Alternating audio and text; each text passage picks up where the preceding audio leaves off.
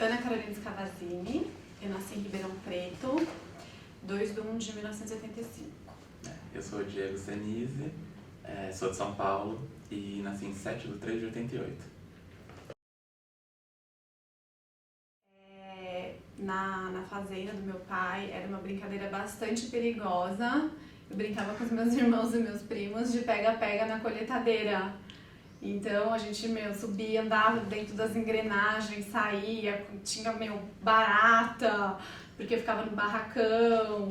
E a gente entrava onde é a direção, brincava que estava dirigindo, assim, só simulava, e saía correndo para descer a escada para não ser pego. Então essa é uma história que sempre que a gente se reúne em família, a gente fala, meu Deus, onde a gente estava com a cabeça. Mas eu não sabia. Mas acho que tem um traço legal que é da família da Carol e da minha também, que os avós, no caso meu avô paterno e a avó materna dela, tem muita conexão com livros. Então, todos os livros, tudo que a Carol conhece de referência de livros relacionados à infância, histórias, narrativas, etc., vem da avó, que era professora titular de Sociologia lá no Sul. E o meu avô é imigrante da Espanha. E ele veio para o Brasil fugindo de guerra, normal. E na Espanha eles tinham uma pensão. E a mãe dele era muito católica e tal, e recebia as pessoas que muitas vezes não tinham como pagar pela estadia. E muitas vezes ela recebia em objetos, um relógio, etc. E uma vez eles receberam uma coleção de livros sobre Grécia e Roma. E foi nesse momento, por um percalço da vida, que é não receber dinheiro, que eles receberam livros. E ele se apaixonou e foi passando isso de geração para geração. E meu pai se apaixonou e eu também. Então, principalmente humanas, né? Principalmente história. E hoje em dia, se eu for lembrar da minha infância, boa parte dos fins de semana a gente ia a sebos. E meu pai falava, bom, se faltar dinheiro nessa casa, a única coisa que não vai faltar dinheiro é para comprar livro. Então, para livro sempre tem dinheiro, apesar de para outras coisas sempre ter faltado, ou às vezes ter faltado, normal, mas para livro nunca vai faltar dinheiro. E apesar de ser no sebo também, né? Dinheiro barato. Para mim, assim, essa questão de o que ser quando crescer foi muito difícil. Eu não tinha um norte. Eu nunca fui uma criança que minha mãe era médica, então tinha toda essa pressão para você vai ser médica, né? Meu pai, coitado, achava que alguém ia ser médico, ninguém foi médico. Eu prestei, audiovisual em um lugar, agronomia em outro, sociologia em outro. E aí no cursinho eu consegui pensar um pouquinho melhor e aí delimitei para relações públicas, enfim, por ser humanas. Eu também não, como coitado dos meus colegas, como a maioria das pessoas não sabe muito bem o que é relações públicas, você vai aprendendo. Veio numa busca mesmo, eu queria alguma coisa de humanas e fui por exclusão e encontrei essa profissão e resolvi apostar nela. Quando veio essa possibilidade de vir para São Paulo e de estudar na ECA, eu lembro que eu entrava no site e para mim ia ser, nossa, incrível, um mundo de gente grande, um sonho entrar na ECA, vir para São Paulo, fazer USP, aquilo era muito distante, muito distante da minha realidade, 1000 vezes. Então, na hora de prestar o vestibular eu vim fazer um pré-teste, né? Eu vim aqui na FE assistir uma aula, eu vim aqui na ECA assistir uma aula e foi muito interessante, né? Porque você não tem muito critério, então você acha que ia assistir uma aula de uma matéria de um professor qualquer que não representa nada, né? Na verdade é totalmente aleatório. Daí eu decidi, falei, puta, na FE era muito chato e aqui na ECA eu tive uma aula que foi brilhante com o Otávio Freire, que depois de alguns anos escreveu um livro comigo e hoje é meu sócio. Então eu decidi fazer propaganda porque eu assisti uma aula dele e julguei melhor do que a aula que eu vi do outro lado da rua na FE e falei, puta, aqui vai ter alguma coisa que conecta com essa minha vontade de empreender e que não soava tão chato naquela hora. Pra mim, passar na USP era uma coisa do japonês nerd que se mata, que é um gênio desde cedo e que vive pra isso e que vai passar. Só que no momento em que meu irmão passou, eu falei, putz, mas se ele passou, eu consigo também. Então, derruba uma barreira gigantesca, simbólica, né, que estava na minha cabeça e falou, bom, eu acho que eu consigo passar. E daí, prestei o vestibular e consegui passar.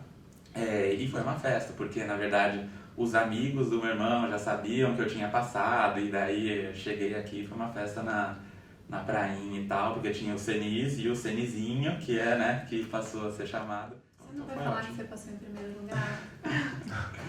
E daí foi isso. Eu vou ter que... É. Ele passou em primeiro lugar, gente, foi destaque. Era o último ano da lei de São Paulo que proibiu os outdoors, né? Eu estudava Ele no Objetivo no terceiro. Bullying, né? No terceiro colegial eu fiz o Objetivo. E daí, publicidade era o curso com maior competidores por vaga, assim, candidatos por vaga. Não necessariamente a maior nota de corte, né? Que devia estar lá para medicina. Mas aí eu acabei passando em primeiro e sem nem eu saber, o Objetivo pegou minha foto e colocou em outdoors, na revista, não sei o quê. E daí, enfim, foi um tema aí dos meus primeiros anos na ECA, o menino do outdoor. É isso. Quando você está no colegial, você tem alguns ídolos, né? E você chega na faculdade e eu tive a impressão de agora eu vim para o lugar mais legal do país em relação a estudos. E eu não conseguia achar essas referências para ser o meu ídolo como eu tinha no terceiro colegial. Você que precisa se inclinar para transpor essa barreira do formato, de você... O professor não está lá para te agradar, né? Então, se você não se inclinar e tentar descobrir o que esse cara tem para me falar que deve estar por trás desse jeitão estranho dele. Para mim, tudo que foi falado no começo da faculdade era incrível. A primeira semana era incrível. Então eu tinha um caderno, eu anotava tudo, eu xerocava tudo, eu achava tudo maravilhoso, eu lia tudo, eu passava a tarde inteira lendo. Então pra mim acho que o caminho foi um pouquinho diferente, acho que eu entrei com aquele encantamento, depois você vai pra realidade mesmo, o mundo começa a acontecer e aí você começa... Eu tive uma greve no primeiro semestre, e que foi a greve do Juca, e aí eu fui pra Ribeirão, porque ainda não tava... não queria viajar, eu ainda estava com saudade das amigas, naquela fase meio dividida. Então eu tive poucas aulas assim até terminar o segundo semestre e fui me engatar mesmo mais pro segundo semestre. Eu tinha duas amigas da minha sala que estavam saindo da ECA Júnior. E eu falei, eu vou começar a prestar processo de empresa, né, porque eu quero um estágio um pouco mais robusto para ver como é a empresa. Elas falaram, presta da ECA Júnior, porque ele é bem grande, vai te dar uma bagagem, vai fazer você rodar em processo seletivo, depois você tem um feedback, e aí você presta pra fazer isso. Elas me deram essa dica, e aí eu fui, falei, tudo bem, eu já tava sem estágio, então eu podia vir. Falei, tudo bem, bacana, então vou prestar o processo da ECA Júnior. Eu lembro que era gestão do seu irmão, né? Era gestão do seu irmão até. E aí, conforme eles foram apresentando a Júnior, as possibilidades, essa questão de ser um empreendedor, dentro do que você tem que buscar, você tem que... as possibilidades de acessar os professores, você conseguir ter essa liberdade. Pra mim foi mais pragmático, assim, eu já tinha referência da turma anterior, que meu irmão tinha sido presidente da Júnior, ele falava bastante, mas no fim me parecia assim meio lógico que é melhor fazer do que não fazer. Não enxergava como uma coisa que daria um boost na capacidade de empreender. Eu enxergava como um jeito de entrar no mercado mais facilmente.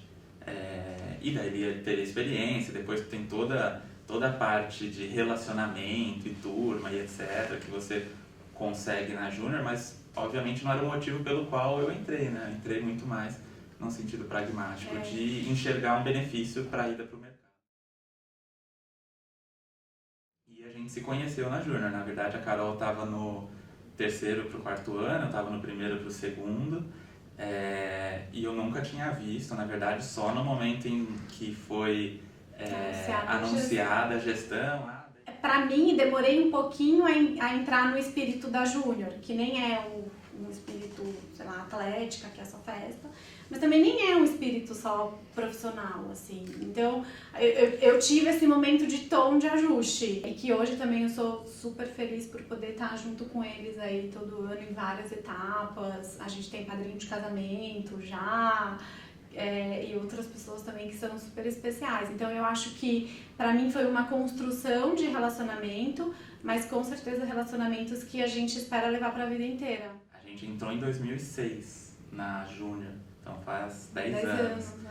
E a gente entrou no meio do ano e em setembro, é isso, né? Uhum. Em setembro rolou a Anastácia, que é a balada, não sei nem se existe ainda, mas é a balada do pessoal da Júnior, que a Júnior faz, mas que a ECA inteira vai.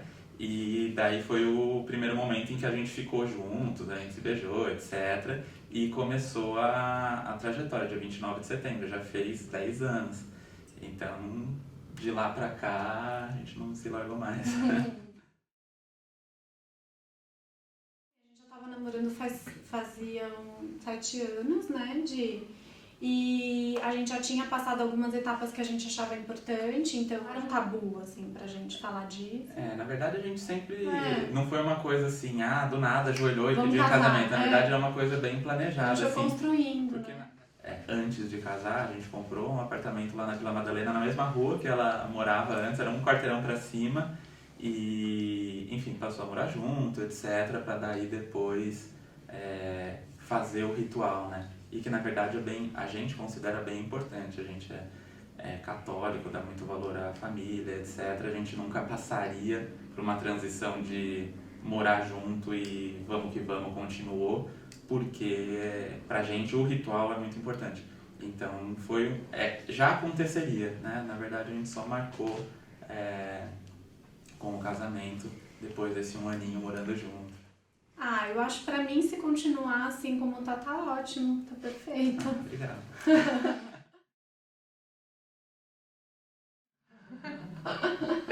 É quem faz, né? Primeiro você descobre que vai ser pai e mãe, né? Depois de algum tempo, você tem a notícia que você gêmeos. Quando você descobre que você vai ser pai ou mãe, apesar de você planejar, por mais planejado que seja, pra gente pelo menos é uma coisa nova, você também fala, nossa, aconteceu. E toma um susto, de toda forma, por ter dado certo, enfim, por você realmente ser uma mãe, de alguma certa forma isso te toca, por mais que você queira, enfim. E você vai construindo alguns planos, né? Então você começa a organizar as caixinhas dentro da sua cabeça. E aí quando você descobre que é gêmeos, passa um vendaval e derruba tudo isso que você já se organizou. Não vai dar mais nada, não é, o quartinho não é assim, não vai ser isso, a compra não vai ser essa, o trabalho não vai ser assim, a estrutura não vai ser. Então isso assusta um pouco, porque você tem que se reorganizar, mas a gente, assim, a longo prazo, a um maior prazo, já gostaríamos de ser pais de 2. O que a gente aconteceu é que a gente já fechou, né? Já deu certo. Agora a gente vai ser pais jovens. As pessoas, quando a gente fala As que são pessoas gêmeos, ficam com mais medo que a gente. Elas ficam arregaram o olho e tal, falam tipo, não, tá tudo bem. Na verdade a notícia soa assustadora, mas tudo certo. E é interessante, né, porque aqui, pensando, né, a ECA, meu irmão, que foi ECAN, é padrinho de casamento, o meu ex-professor, que é meu sócio também, e, enfim, vai dar várias dicas, tem 2 filhos também, dá várias dicas sobre as crianças, o Luli, o Leleba, etc. Então a gente consegue manter certo vínculo com as pessoas que fizeram diferença para nós em todos os momentos. É bem legal, que não é assim, em 2009 nós 2 saímos da ECA e beijo para todo mundo, vou tocar minha vida lá fora, né? A gente consegue de alguma forma manter algumas relações, né? Em todas as fases. Não, pra mim tá ótimo. Eu vou depois sair daqui e vou pensar várias coisas legais que eu podia ter falado, tudo. Mas é isso. Eu tenho um bode de pessoas que falam mal do próprio lugar que estão, sabe? Tipo, quando a gente dá um passo para olhar um pouquinho mais de longe, o tanto que a faculdade fez diferença na sua vida, tenta se transformar na medida das suas condições, que no fim são pessoas, né? Os professores, os alunos, os funcionários, todo mundo é ser humano, todo mundo erra, todo mundo dá o máximo de si e às vezes não é tão legal assim. Mas no fim das contas muda a vida de todo mundo e a gente tem que ser muito agradecido a isso, porque a vida certamente seria outra se a gente não tivesse passado pela ECA, não só profissionalmente, pessoalmente, tudo. De todas Seria as tudo diferente. expectativas superou todas, né? Exatamente. É isso.